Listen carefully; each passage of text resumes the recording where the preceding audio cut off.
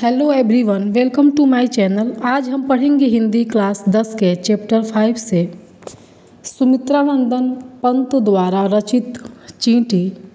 चींटी को देखा वह सरल विरल काली रेखा, तम के तागे से जो हिलडुल चलती लघु पद पल पल मिलजुल। कवि कहता है कि क्या आपने कभी चींटी को देखा है? वह अत्यंत सरल और सीधी है। वह पतली और काली रेखा की भांति, काले धागे की भांति हिलती डुलती हुई अपने छोटे छोटे पैरों से प्रत्येक क्षण चलती रहती है। वे चलती रहती है। वह है पिपीलिका पाती, देखो न किस भांति। कवि कहता है कि वे सब एक पंक्ति में आगे पीछे अर्थात मिलजुल कर आगे की तरफ बढ़ती रहती हैं, चलती रहती हैं और देखने में काले धागे की रेखा के समान दिखाई देती हैं। काम करती वह संतत, कन कन कन के चुनती अविरत। कवि कहता है कि वह निरंतर अपने मार्ग पर बढ़ती चली जाती हैं। वह बिना रुके काम करती रहती हैं, एक एक कण को एकत्रित करती हैं और अपने घर तक ले जाती हैं। वह कभी हार नहीं मानती हैं, लगातार अपने श्रम से अपने परिवार के लिए भोजन को एकत्र करने में काम में लगी रहती हैं। गाय चराती, धूप खिलाती। कवि कहता है कि वह अपने बच्चों को चराती हैं, उन्हें धूप भी दिखाती हैं, बच्चों की निगरानी करती, लड़ती अरी से तनिक न डरती। वह अपने बच्चों की निगरानी भी करती हैं।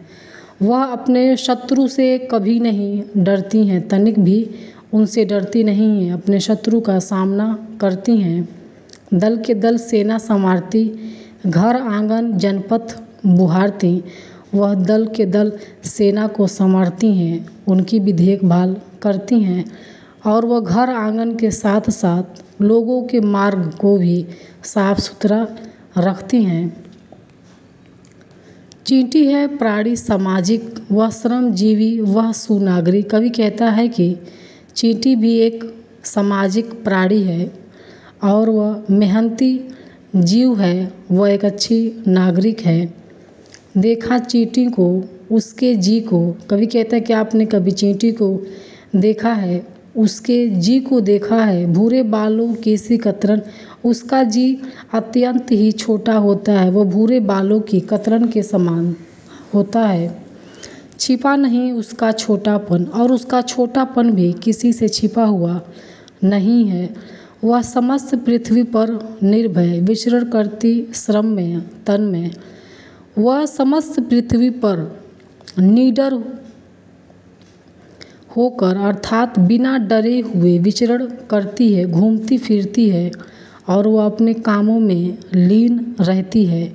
वह जीवन की चिंगी अक्ष है और वह इस जीवन की चिंगी के समान है, वह कभी समाप्त नहीं होती है। वह भी क्या देही है तिल से, प्राणों की रिलमिल झिलमिल से। कवि कहता है कि चींटी का जो शरीर है वह तिल के समान है और झिलमिलाती प्राण चमकते रहते हैं। दिन भर में वह मीलों चलती, अथक कार्य से कभी न टलती।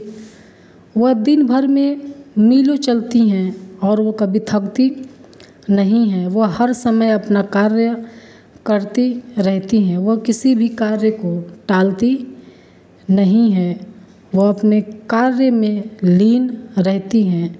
इसीलिए कवि का कहना है कि वह श्रम जीव है।